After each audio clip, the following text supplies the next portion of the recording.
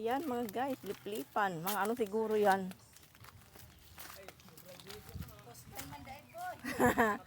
Mga 15. Ayan, madaling ibaligya.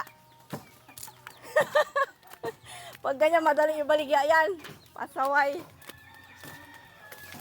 Uy, dahan-dahan lang.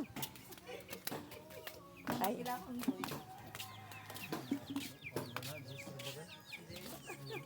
Oh, at least meron, no? Liplipan. Ano awas te? Wala. Yan ang mga boy. Patay itong labunon day.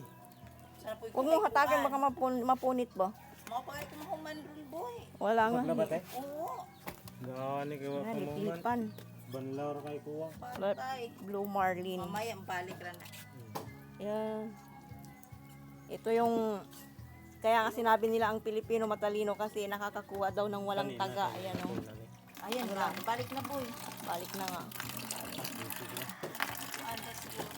Liplipan mga guys. Nasa ano siguro to? 10 kilo ba o 12 kilos? 12 siguro to.